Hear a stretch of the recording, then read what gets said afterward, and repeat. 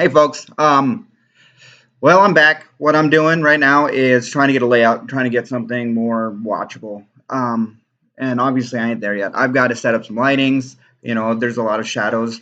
Um, but I've got what I think is a good start to a good channel. I'm gonna get my own space. Right now, this is where the printer's set up, and I've ran wires for the camera, and I can do it all wirelessly. I just got to take and oops, sorry, you can't hear me when I turn away. But I've got the Wi-Fi box, Bike Reality, in there, and once I get that set up, I can hook to this camera you see in the background wirelessly, or I can set up my phone on a tripod, and you know, it's a new fancy phone. Its video quality is good enough to just straight shoot, and it'll make editing a little better. So what we're doing right now is just going over how the channel is going to look, hopefully, or how I think it should look.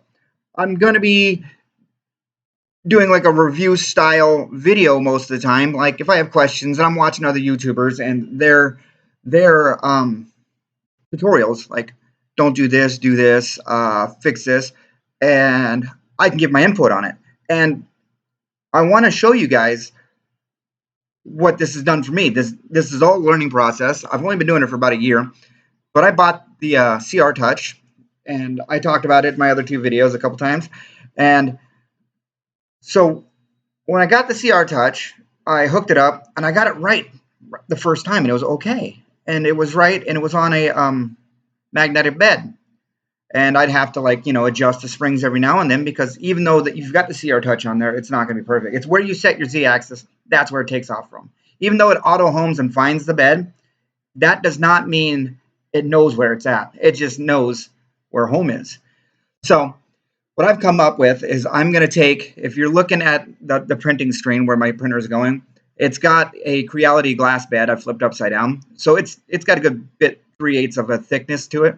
And I'm going to swap that out on camera in front of you guys, and I'll put the magnetic bed in there, which is no thicker than 3 or 4 sheets of paper. So obviously my Z-axis is going to be off by whatever that measurement is. But I'm not going to write any numbers down. I'm not going to go into different settings to do this. What I'm going to do is I'm going to pick out a small print, and I'll have it in the background. You'll see where I am right now showing my TikTok video. I will get on the Google and punch in Thingiverse, find the file right in front of you. We're going to plug it into Cura, slice it, and when I hit go, you're going to see that it starts that off. I'm going to click on just one button, and it's the tune button. And as that thing is throwing down its initial layer, now mind you, you have to know what you're looking for in your initial layer or your initial line. And if you've been printing for a little while, it's an easy thing. Anybody with a good eye can figure it out in a couple seconds. So when you find that perfect thickness, the paper thickness that everybody talks about, right when you hit that, don't do anything else. Just hit Store Settings. Your printer is now set.